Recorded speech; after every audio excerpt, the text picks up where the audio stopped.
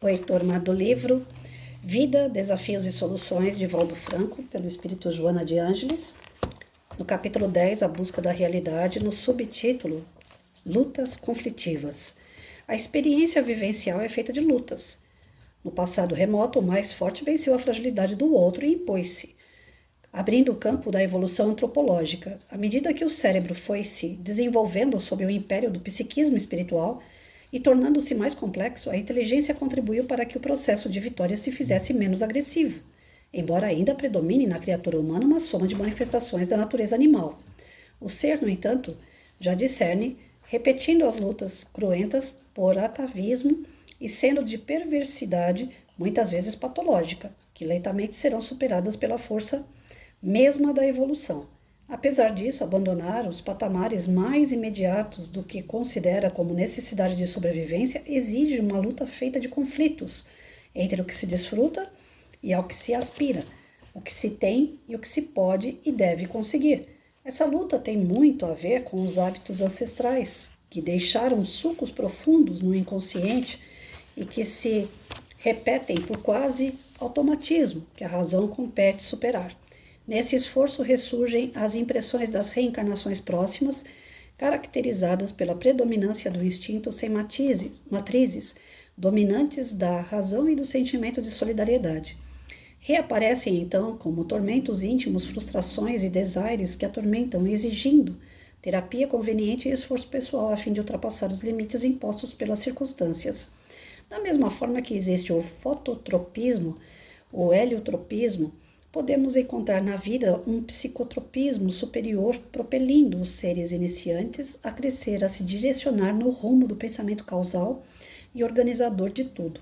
É inevitável essa atração e ninguém pode fugir-lhe ao imperioso magnetismo que vitaliza tudo e a tudo envolve.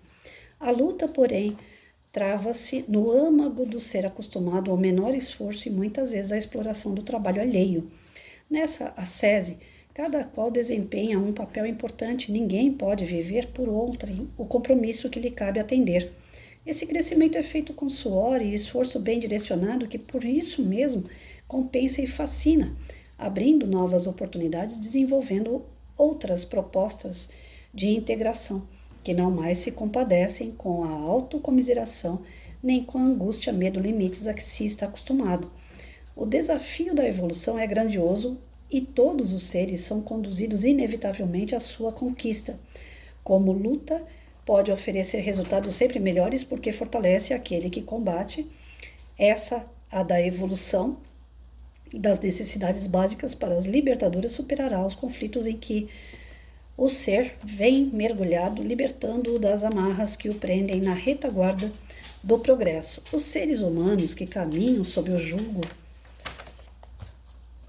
da insegurança pessoal diante da vida aclimatam-se às regiões de sombras porque aí se refugiam para prantearem os limites em que se comprazem, temendo tomar decisões que os libertariam, mas que, por outro lado, exigem-lhes o denodo, o sacrifício e a coragem para não desistir. Começar essa batalha nova, a de conquistar os espaços da evolução, mesmo sob conflitos perturbadores, dá-se o primeiro passo, que logo será seguido por outros, até o momento em que o prazer de ser livre se torna o emulador para mais audaciosas realizações. Ninguém, portanto, aspire a vencer, aguardando que outros realizem o esforço que lhe cumpre desenvolver. Não havendo lugar para fraude ou enganos. Quando o homem primitivo ergueu os olhos para o infinito, atemorizou-se e curvou-se ante a majestade que não conseguiu entender. Lentamente, porém, percrustando a natureza e exercitando-se, passou do instinto grotesco para o mais refinado e abriu o campo da razão, que lhe faculta alcançar as primeiras manifestações da intuição que lhe será patrimônio futuro, quando totalmente livre dos imperativos da matéria. Assim, a luta conflitiva cede lugar à de natureza consciente e racional, porque apresenta a meta a ser conquistada, seja, sem cuja vitória o sofrimento permanece como ditador impondo as suas diretrizes arbitrárias e nem sempre necessárias. A vida não exige dor, mas brinda amor. A primeira é a experiência para vivenciar o segundo, que não tem sido valorizado como necessário. Desse modo, os mecanismos da evolução se impõem como necessidades de um nível mais avançado às ético-moral estéticas, que fomentarão outras mais grandiosas que se tornarão de natureza metafísica porque penetrarão as regiões mais altas do progresso de crescimento da vida. Então, nesse texto aqui, ele volta de novo à importância da gente desenvolver a nossa consciência mediante as situações em que a gente vive. O desenvolvimento da consciência, ela não dá para ser transferida. Não é outra pessoa que vai desenvolver a minha consciência perante as situações em que eu vivo. O que vai fazer eu me desenvolver são os valores, são os princípios que eu venha notar que eu tenho e transferir isso para o meu modo de ser, meu modo de vivenciar com as pessoas as situações. Então, a gente ia ficar eternamente lá na época do primitivismo, acendendo fogueirinha, sendo canibal, matando uns aos outros, se não despertasse no ser que aquele sofrimento não pertencia a ele. Então é o despertar da consciência do tipo assim, eu não preciso ficar matando o outro para comer a pele do outro, sendo que eu tenho um animal. Ou então, sendo que eu posso plantar couve, alface, tomate, laranja, né? Então, à medida que o homem vai percebendo, vai desenvolvendo a sua inteligência, ele vai sofrendo menos. Porque tem muita coisa que ele pode evitar e que ele pode fazer, independente de se outras pessoas farão ou não. Essas lutas conflitivas dentro de nós, elas só são possíveis através do externo. A gente precisa vivenciar a dor externa para que lá dentro fale assim, não, isso aí está errado, eu não quero fazer isso. Né? Dá para fazer de outro jeito. A gente é instigado a desenvolver a inteligência, e desenvolvendo a inteligência, desenvolvendo a nossa moral, desenvolvendo princípios que são particulares, que são do próprio ser. Existem lá fora, porém não adianta eu querer aprender com o outro, não é o que na escola a gente tenta desenvolver com as crianças, pelo menos na década de 90, a disciplina Educação Moral e Cívica. Você ensina o civismo, né, conviver bem entre as pessoas, né, dentro de uma civilidade, dentro de uma educação, dentro de parâmetros de limite, dentro de regras. Você impõe isso às pessoas através de uma disciplina escolar, de um conteúdo escolar. Você tem 40 crianças numa sala de aula, você está ensinando isso às crianças. Os 40 alunos vão aprender? O professor está lá ensinando os 40 ao mesmo tempo. Mas os 40 vão jogar o saquinho de salgadinho na lixeira? Os 40 vão obedecer pai e mãe? Os 40 vão cantar hino nacional decoradinho, bonitinho, sabendo o porquê daquela letra, interpretando o hino nacional? Não. Dos 40, se 2, 3 fizerem isso, é muito. Por quê? Porque aquilo é algo pessoal. Vai ficar ali a sementinha para todos os 40? Vai, mas um vai despertar na hora, o outro vai despertar depois de uma semana, outro depois de um ano, outro depois de 10 anos e outro depois de 10 encarnações. Porque a centelha está ali. Todos nós temos a centelha de Deus dentro de nós. Todos nós temos potencial. Por isso que Jesus dizia, todos vocês são capazes de fazer tudo o que eu faço e muito mais. Porque todos nós somos filhos de Deus, todos nós temos potência. Mas cabe, dentro das escolhas que nós fazemos, que é através do nosso livre-arbítrio, que Deus deu a livre escolha, aquele que vai seguir pelo caminho correto e aquele que não vai. Aquele que vai dar certo numa coisa e vai dar errado na outra. Né? Vai fazer escolhas de sofrimento, viu que aquela porta está errada, volta e vai para a escolha do que não tem sofrimento. Vai amadurecendo no decorrer do caminho. Esse amadurecimento, ele gera conflito. Gera.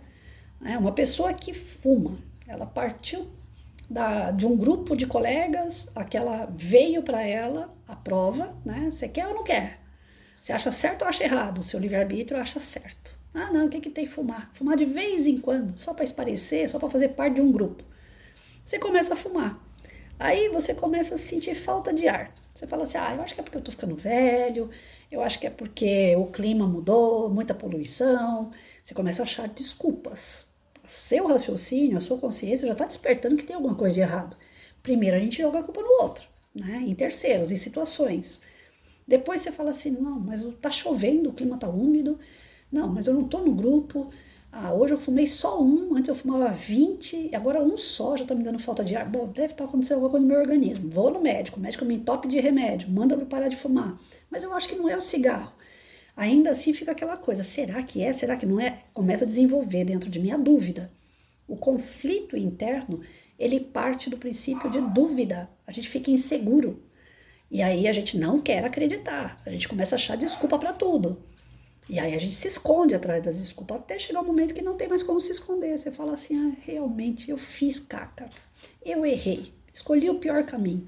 E agora, como é que eu faço para poder retomar? Não consigo voltar lá atrás, não consigo parar de fumar, não consigo largar o cigarro, não consigo apagar o meu caminho todinho torto através do vício do cigarro. Aí é onde entra Jesus de novo na nossa vida e fala assim, hoje eu te liberto. Vai e não peques mais. Ou seja, o que você fez de errado lá atrás, a sua consciência já acordou. Só que você realmente não pode fazer nada lá atrás. Lá já foi, passou. Mas daqui por diante você pode. E essas lutas conflitivas, elas vão fazer você escolher os melhores caminhos. Ou seja, estar atrelado à sua evolução. Estar atrelado às melhores convivências. Você vai buscando uma realidade espiritual, que é a realidade nossa, enquanto espírito. Nós não somos carne, estamos na carne. A nossa busca é pela realidade espiritual. É firmar o pensamento da nossa essência. E a nossa essência não precisa de vício. O vício nada mais é do que a porta que nós escolhemos errada. O vício, a promiscuidade, os palavrões, a maledicência, a inveja, a ignorância, o orgulho, o egoísmo e assim por diante. São portas que nós entramos pela nossa pequenez espiritual, mas à medida que a gente vai buscando uma realidade espiritual, essas portas vão se fechando, porque a gente coloca um monte de tranca e larga ela para trás. E vamos caminhar perante Deus, perante Jesus, os bons exemplos, a nossa real evolução.